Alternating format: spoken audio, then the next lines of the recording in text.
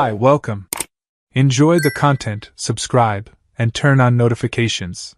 Daniel was at the vet clinic when he got Jennifer's message. It was short, straight to the point, and carried that coldness he'd come to know all too well over the past few months. I need to think. Don't look for me today. At 31, after 6 years of marriage, he thought he knew all his wife's moods. But this tone, this sudden distance, was something new, something that unsettled him in ways he couldn't quite name. The fight had been silly. Completely stupid, really. A job offer in another city, an opportunity he wasn't even sure he'd accept, had somehow turned into an ultimatum for Jennifer. "You always put yourself first," she'd said, her eyes flashing with a rage far out of proportion to the topic. "I have my career here, my clients, my life.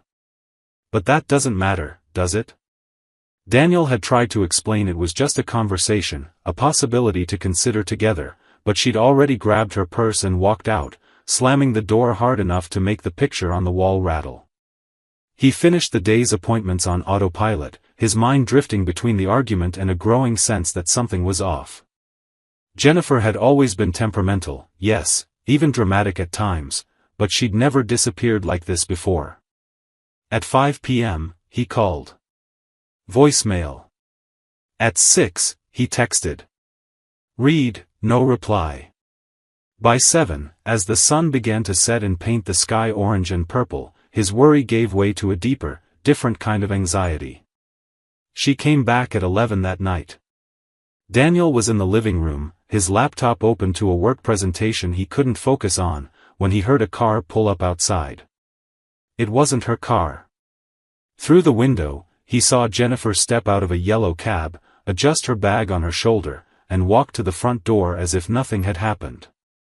The cab waited until she was inside, its taillights flashing briefly before vanishing down the dark street. "Where were you?" Daniel asked, keeping his voice calm even though his heart was racing. Jennifer tossed her bag onto the couch and ran her fingers through her messy brown hair. "Just walking. I needed to clear my head. I went to the park, walked around, thought things through. You know me, I process stuff like that. 6 hours of walking. I went to a cafe too. Sat down, ordered some tea, just stayed there. Lost track of time."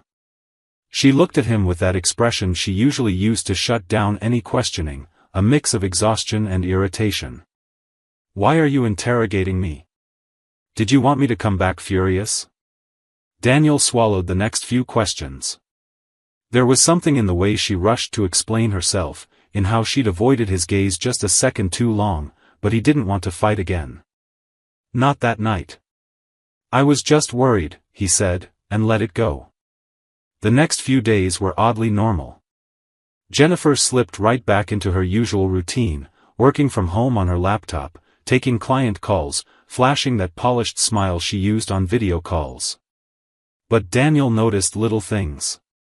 Her phone now always face down. She'd take it with her to the bathroom. The way she'd quickly swiped away notifications, almost reflexively, whenever he entered the room. 2 weeks after the fight, Daniel was at the neighborhood basketball court, sweating under the Saturday afternoon sun. It was his favorite part of the week, that hour with his friends where he didn't have to think about veterinary diagnoses or bills. Marcus, Steve, Owen, and a few others rotated through quick games, good-natured trash talk, and laughter echoing off the fenced-in court. Owen was one of the youngest in the group, a lean 26-year-old driving a cab to pay for nursing school. He was drinking water on the sideline when Daniel walked over, still catching his breath after an intense play. "Hey, Owen, how've the rides been lately?" Daniel asked, more out of politeness than real interest. "Busy, as always. Did 17 runs yesterday." Owen laughed, wiping sweat from his brow. "Actually, funny you should ask. The other day I gave your wife a ride." Daniel felt something strange in his gut, a twinge he couldn't immediately place. "Yeah? When was that?" "About 2 weeks ago, I think. At night." She was near that hotel downtown, you know, the Riverside. I was surprised she didn't recognize me, but I remembered her from the photos you show on your phone. She seemed too anxious to notice who was driving. Dropped her off at home. The world didn't stop. The other guys kept playing, the ball thumping against the asphalt with its usual steady rhythm. But for Daniel, something shifted. He remembered Jennifer's car had been in the garage that night. She genuinely couldn't have driven back herself, which made the whole thing even stranger. The Riverside Hotel, he repeated, forcing a casual tone. Yeah, that fancy one with the river view.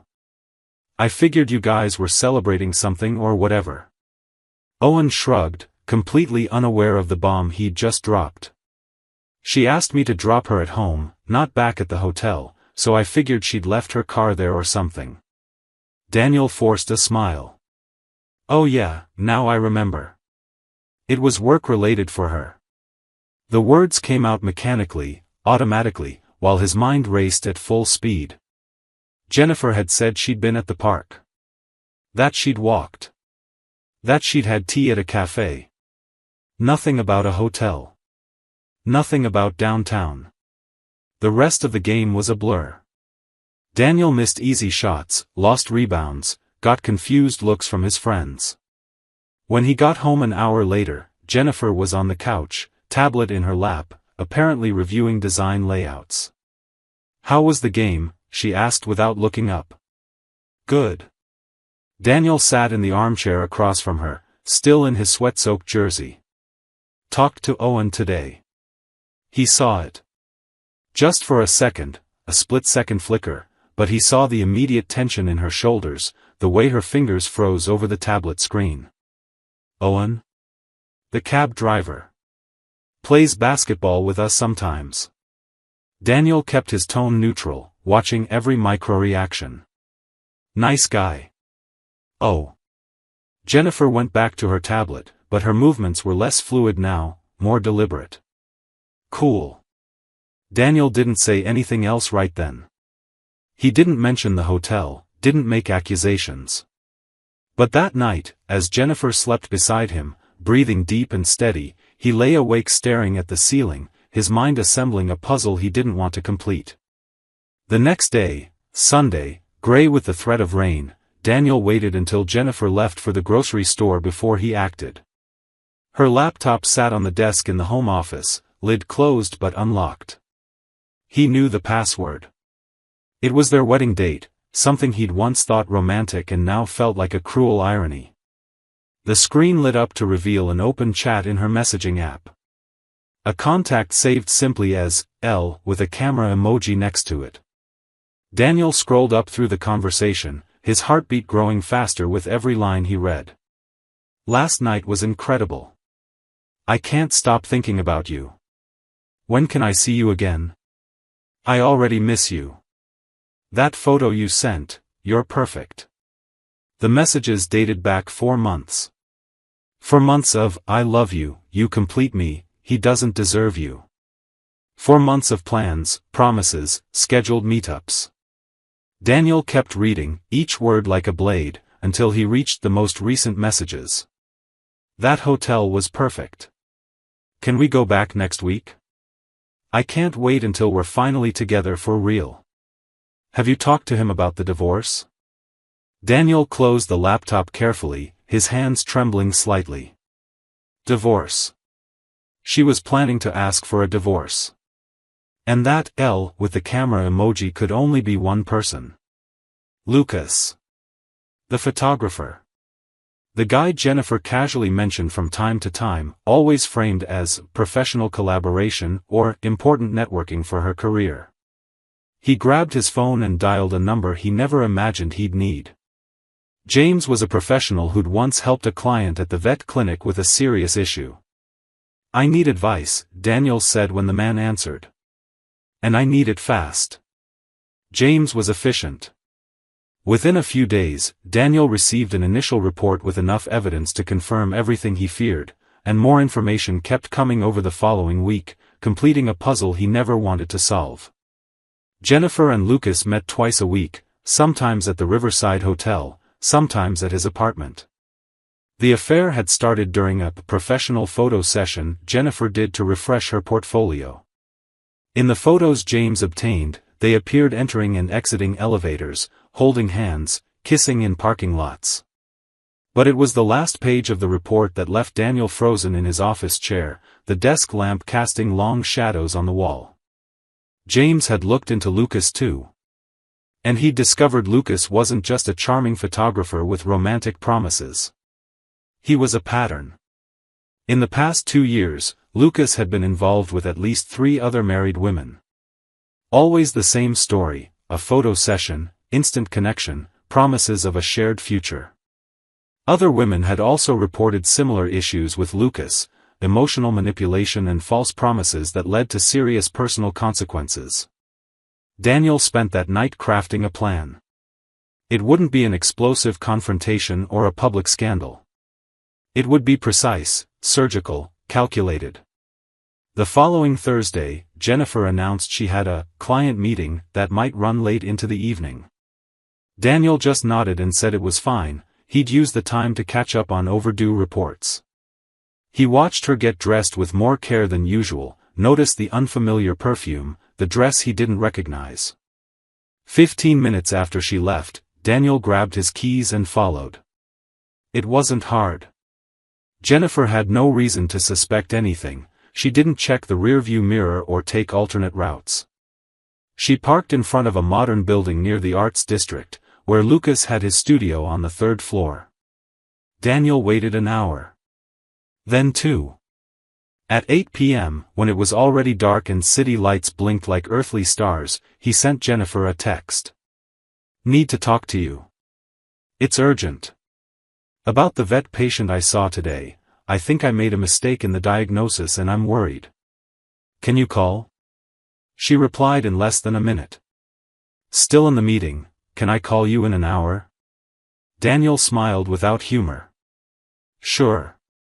I'm here at Lucas's studio waiting for you to finish up. Came by to drop off some documents you forgot." He watched through the lobby windows as Jennifer stepped out of the elevator. He saw the panic on her face, how she looked around, searching for an exit that didn't exist.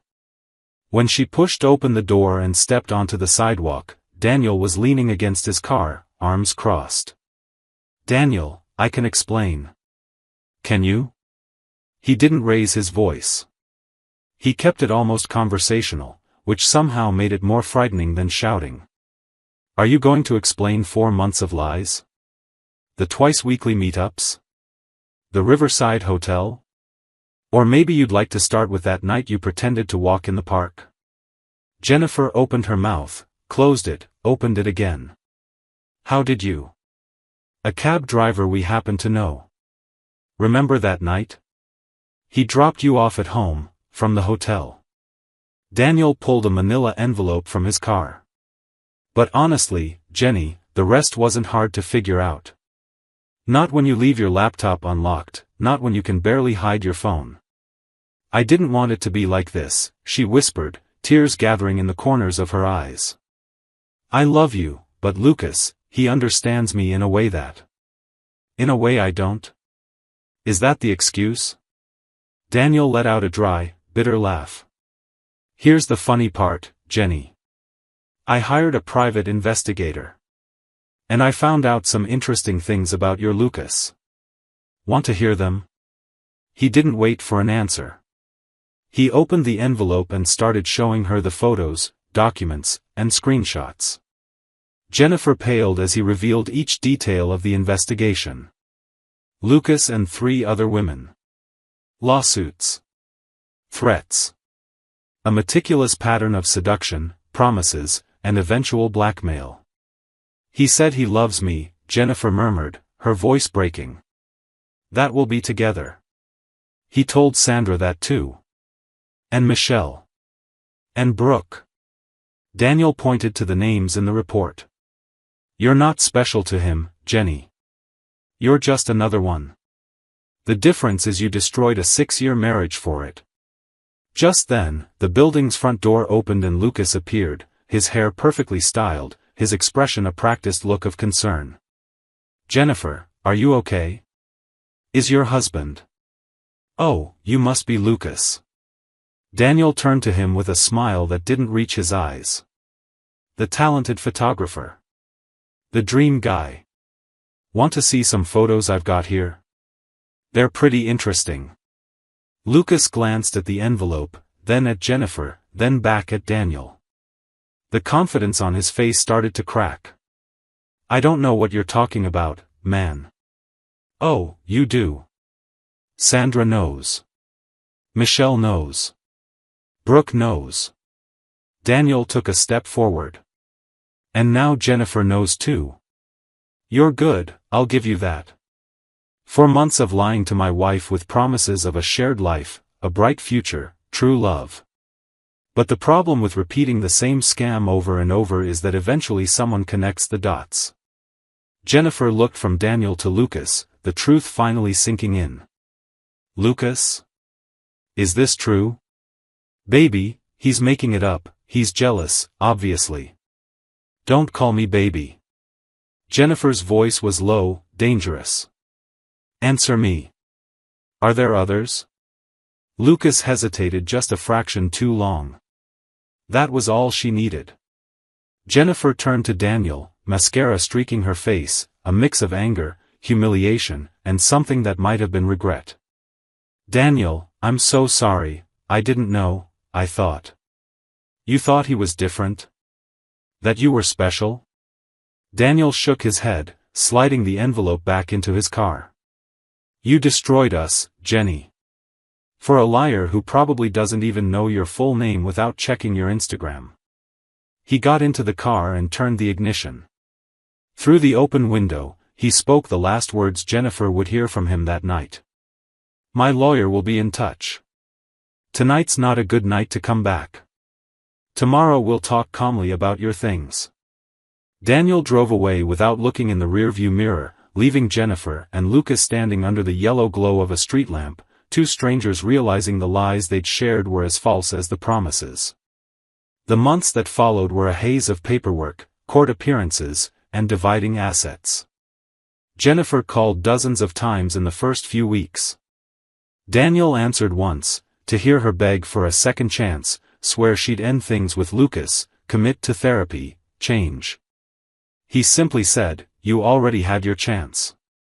6 years of chances. Now it's over." The divorce moved faster than they'd expected. No kids, no dispute over the rented house, just a clean split of two lives that no longer fit together.